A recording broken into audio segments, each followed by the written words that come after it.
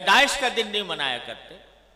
यहां तक कि इस कायनात में सबसे ज्यादा अजीम हस्ती जो दर हकीकत वजह तख्लीक कायनात है, जनाब मोहम्मद रसूलुल्लाह सल्लल्लाहु अलैहि वसल्लम, आपका यौम पैदाइश भी हम लोग नहीं मनाते।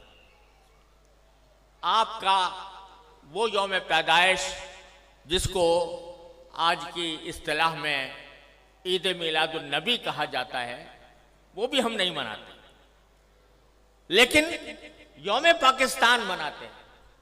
14 अगस्त को यौम आज़ादी मनाते हैं। तो बाज़ लोगों के दिलों में यह ख्याल पैदा होता है कि जब अगर दिन मनाना है तो सबसे ज़्यादा उसके मुस्तहिक नबी करीम सरवर दो आलम मोहम्मद मुस्तफ़ा सल्लल्लाहु अलैहि वसल्लम की पैदाइश है या आपकी याद है, जिसको मनाने के लिए कोई तकरीब मुनक़्क़िद की जाए। क्या वजह है कि हम ईद मिलादुन नबी नहीं मनाते, लेकिन यौम पाकिस्तान मनाते हैं, आज़ादी पाकिस्तान का दिन मनाते हैं? तो मैं उसकी वजाहत करना चाहता हूं कि इसमें कोई शक व शुबा नहीं है कि इस कायनात की तारीख में सबसे बड़ा अजीम दिन वो था जिसमें अल्लाह तबारक व तआला ने इस कायनात की हिदायत के लिए जनाब मोहम्मद रसूलुल्लाह सल्लल्लाहु अलैहि वसल्लम को मबऊस फरमाया। उससे ज्यादा अजीम दिन इंसानी तारीख में कोई और नहीं जिसमें आप तशरीफ लाए। लेकिन आप ही की तालीमात और आप ही की सुन्नत और आपके जानिसार सहाबे किराम की सुन्नत यह है कि उन्होंने कभी नबी करीम सरवर दो आलम सल्लल्लाहु अलैहि वसल्लम का दिन नहीं मनाया, और इसलिए नहीं मनाया कि अल्लाह तबारक व तआला ने रसूल करीम सल्लल्लाहु अलैहि वसल्लम को इसलिए मबऊस फरमाया था ताकि आपकी हिदायत की रोशनी से ये कायनात मुनव्वर हो और लोग आपकी तालीमात की इत्तिबा और पैरवी करें। आपकी ज़ाते वाला सिफात वो हर किस्म की रस्मी कार्रवाइयों से कहीं बालातर है, और हजरत सहाबा किराम जो आपकी जिंदगी के एक सांस के बदले अपनी सारी जिंदगियां निछावर कर सकते थे, उन्होंने कभी ये दिन नहीं मनाया। जब उन्होंने जो कोई चीज न मनाई हो और उन्होंने उससे एतराज किया हो और उसके बजाय सारी जिंदगी इत्तिबा सुन्नत की कोशिश की हो, उसको अगर हम मनाना शुरू करें तो दीन के अंदर एक इजाफा होगा, दीन के अहकाम में एक इजाफा होगा, और दीन के काम में कोई इजाफा वो बिदात कहलाता है। मन अहदथ फी अमरिना हाज़ा वहुव रद्द, तो वो बिदात बन जाता है, क्योंकि वो एक मजहबी मामला है। ईद मिलादुन नबी मजहबी तकरीब के तौर पर मनाई जाती है, मजहबी ईद के तौर पर, ईद का नाम उसका रखा गया है, और वो मजहबी तकरीब है। और मजहबी तकरीब अगर कोई शख्स मजहब का हिस्सा समझकर वो बनाएगा तो दीन में एक इजाफा होगा जिसका नाम बिदात। इसलिए हमारे अकाबिर उलमाए किराम ने उस बनाने का एहतमाम नहीं किया। जहां तक ये 14 अगस्त का ताल्लुक है, 14 अगस्त के यौम आज़ादी का ताल्लुक है, ये कोई मजहबी तकरीब नहीं है, ये कोई दीनी इज्तिमा नहीं है, ये दीनी तकरीब नहीं है, बल्कि ये मुल्की तकरीब है।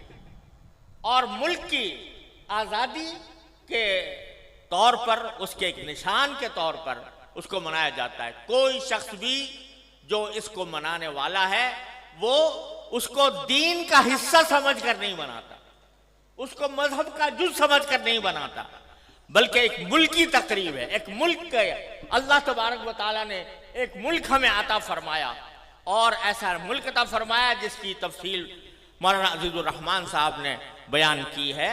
तो वो हम एक मुल्क की तकरीब के तौर पर बनाते हैं। बिदअत उस वक्त बनती है कोई चीज जो शरीयत में न हो और शरीयत का हिस्सा उसको बना दिया जाए। लेकिन ये कोई शरीयत का हिस्सा नहीं, ये कोई दीन का कोई दीनी तकरीब नहीं, दीनी ईद नहीं, दीनी मजहब नहीं, दीन का कोई मजहबी हिस्सा नहीं। लिहाजा ये एक मुल्की तकरीब है और ये ऐसा है जैसे कि अगर कोई शख्स अपने घर के अंदर कोई किसी अपने घर की तामीर हुई और उस तामीर के ऊपर कोई इज्तिमा करे, कोई दावत करे, तो ये कोई मजहब की तकरीब नहीं है, कोई दीन की तकरीब नहीं है। इसी तरीके से हम यौम आज़ादी पाकिस्तान का इसलिए मनाते हैं कि अल्लाह तबारक व तआला ने अपने फजल व करम से ये नेमत हमें अता फरमाई थी और मुल्की तकरीब के तौर पर इसको मनाया जाता है। दूसरी बात यह है कि चूंकि ये मुल्की तकरीब है, लिहाजा इसका किसी हुकूमत से, किसी सियासत से इसका कोई ताल्लुक नहीं।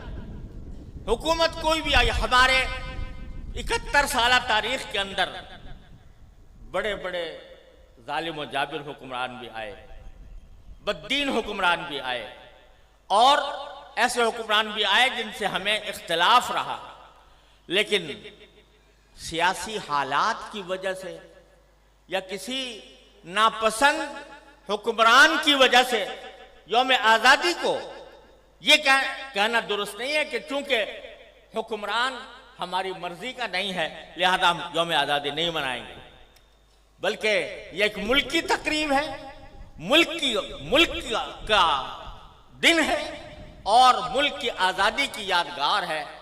उस आज़ादी की यादगार है जिसके लिए हमारे अकाबिर ने कुर्बानियां दी हैं, जिसके लिए बेशुमार मुसलमानों ने अपने खून का नजराना पेश किया है। जैसा कि मौलाना ने फरमाया, बड़ी दुरुस्त बात फरमाई कि रियासत और चीज है, हुकूमत और चीज है। रियासत हमारी है और वो अल्लाह ताला की नेमत है। उस रियासत के हुसूल की खुशी हर हाल में है, चाहे हमारे हालात कितने ही खराब क्यों ना हो जाए। लिहाजा इस वजह से हम ये तकरीब मनाते हैं और अल्लाह तबारक व तआला से ये दुआ करते हैं कि ये तकरीब मुसलमानों के लिए, पाकिस्तान के लिए, आलम इस्लाम के लिए, इस वक्त बावजूद के मौलाना अजीजुर रहमान साहब ने फरमाया कि पाकिस्तान का तसव्वुर बहुत से लोगों ने ऐसा बना दिया है कि जैसे एक मादल्लाह नाकाम मुल्क हो, जैसे उसका जो असल मकसद ज़िंदगी है वो बिल्कुल पूरा ना हुआ हो और जैसे कि उसके अंदर खराबियां ही खराबियां हों। बेशक बहुत सी खराबियां मौजूद हैं, बेशक हम उस मंजिल को अभी तक नहीं पा सके जिस मंजिल की खातिर ये कुर्बानियां दी गई थी और ये पाकिस्तान मारद वजूद में आया था। वो मंजिल बेशक हम अभी तक हासिल नहीं कर सके, लेकिन उसके बावजूद मैं समझता हूं कि पाकिस्तान अब भी मौजूदा हालात में भी दूसरे तमाम इस्लामी ममालिक से 1000 दर्जा बेहतर है, दीनी एतबार से भी और दुनियावी एतबार से भी। दुनियावी एतबार से अल्लाह ताला ने क्या नेमतें दी हैं मौलाना अजीजुर रहमान साहब ने बताया। दीनी एतबार से भी मैं इस कुराए अर्ज के ऊपर जितनी इस्लामी रियासतें हैं, जितनी इस्लामी हुकूमतें हैं, तकरीबन उन सब में जा चुका हूं, उनके करीबी हालात से बाखबर हूं, उनके अंदरूनी हालात से बाखबर हूं, अवाम की सूरत हाल से बाखबर हूं। इस तमाम बाखबरी के बाद मैं ये कहता हूं और ये कहना इंशाअल्लाह बिल्कुल दुरुस्त है और इसमें जर्रा बराबर मुबालगा नहीं है कि दीनी एतबार से भी अल्लाह तबारक व तआला ने पाकिस्तान को सारे इस्लामी ममालिक के मुकाबले में कहीं बढ़कर फजीलत अता की है। हरमैन शरीफैन की बात तो और है, हरमैन शरीफैन का कोई मुकाबला नहीं हो सकता, उसका कोई किसी के साथ भी उसका